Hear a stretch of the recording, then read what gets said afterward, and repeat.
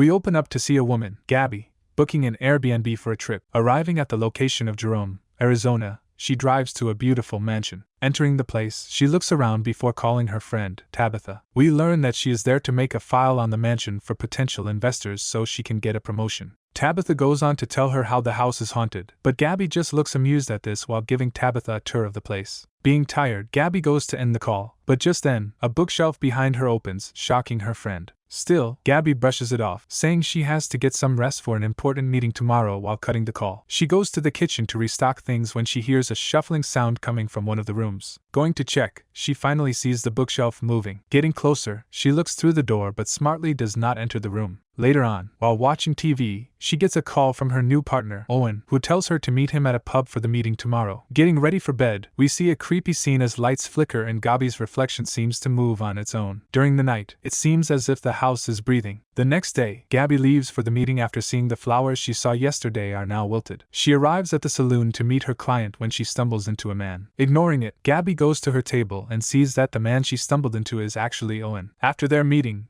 she seems excited to check out the various locations that Owen promised to show her. They drive around while observing the location. Later on, Owen tells her how the house she is staying at is actually haunted, including the whole area of Jerome. He tells her hilarious stories about the town being haunted, but Gabby doesn't look very concerned. They continue their meeting about the properties, but Gabby, being tired, wants to leave, so Owen takes her home after offering to take her on a date, which Gabby refuses. Returning home, she notices the wilted flowers have now been changed by the supposed management. As Gabby is looking through a kaleidoscope, she is terrified by a woman. Just then, she gets a call from her arrogant boss who tells her to put more effort into her work if she wants the job promotion. Later on, we see Gabby looking around town to get more insight into the location around the property. She meets with a man who tells her a scary story about a couple in the theater where one of them died and now haunts the place. Next, she enters a gaming place when a woman named Desiree creeps her out by harshly grabbing her and giving a warning to Gabby to never come back as Judy wants it. Petrified by what happened,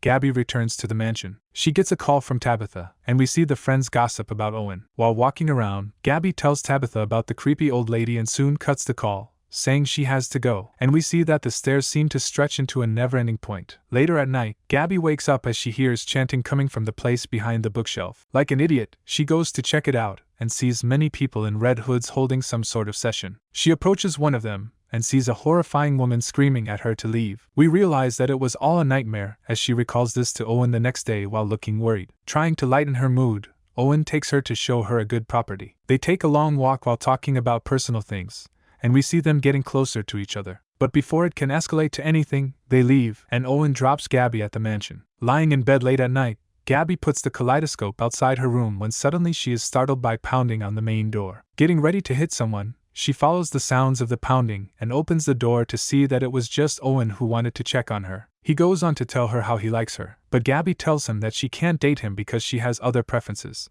especially towards the softer gender. This results in a hilariously awkward moment before Owen leaves. Gabby calls Tabitha to tell her about what happened, and we learn that she actually lied about her preference as she was nervous, which just makes Tabitha tell her how she needs to make clear decisions. Tabitha goes on to tell her to tell Owen the truth and not give up a chance at a good relationship. Going back to bed, Gabby notices that the kaleidoscope is back in her room, and as she goes to shut off the lights, she hears a woman crying inside the house. Getting creeped out, she goes to check it out like a dumbass in horror movies and is scared shitless when she sees the reflection of a woman named Judy telling her she should have left before she locks her in a room. Gabby is terrified as she looks around the room and finds herself under the covers with a man, which makes the house start shifting. A disoriented Gabby tries to leave, but her arm gets broken and injured after getting trapped in the doors. She tries to look for a way out, but the house seems to play tricks on her, making her stuck in a limbo. She goes to another room, and we see her get trapped there before getting startled by Judy. Running blindly, she falls down the stairs and gets badly injured. She still gets up and looks around the place, and sees the remains of a woman. They make her scream in terror. Later on, getting to her senses, she grabs the book out of the corpse's hands and starts to read it out. We skip to the past as we see Judy having lunch, waiting for her husband, Angus. On to another moment, we see Judy with her lover when Angus arrives. Enraged at seeing her cheat, Angus warns her that he will kill her if she ever leaves the house again. Feeling trapped, Judy tries to run away, but Angus seemingly kills her before she can succeed. Back to the present, Gabby gets up to look after her wounds while crying in extreme pain. Taking the meds, she starts to break down while sitting in the bathtub. The next day, we see Owen arrive at the mansion. He calls Gabby, but she doesn't pick up, which makes him call out for her. Hearing him, Gabby rushes to get to him, but the doors don't open for some reason. She starts to cry hysterically seeing him leave. Just then, a tow truck arrives, and Gabby tries to get the man's attention, but the dude just takes her car away, making her feel hopeless. Looking around dejectedly, she notices a voodoo doll next to Angus's picture that makes us go to the past to see Angus, after killing Judy, perform some sort of black magic, putting a curse on the house to kill all the women who enter this house. He burns the doll before giving up his life in order for the curse to work. Back to reality, Gabby seems to get determined after learning about the story. And just then, suddenly, we see the house start to shift. We see Gabby dress up as Owen brings a police officer, Jessica, with him this time. As they enter the place, the door gets locked, which makes Owen run around to look for Gabby. He finds Gabby's phone and sees bloody sheets, which makes him more frazzled, but the idiotic cop Jessica just tells him to calm down. Hearing sounds, they go to check it out while, on the other hand, Gabby pounds on the door to get their attention. But just as they are about to reach her, they get distracted by another sound. Turning to go back up, for some reason, they are pushed out of the house by some force. Done with everything, Jessica tells him how he might be overreacting. She tells him how they can't enter again and, as Gabby's car is not here, she might have left. Realizing that it might be true, they leave poor Gabby behind as she pounds on the windows. Just then, she gets out on the balcony, but as she falls down, she is again inside the house.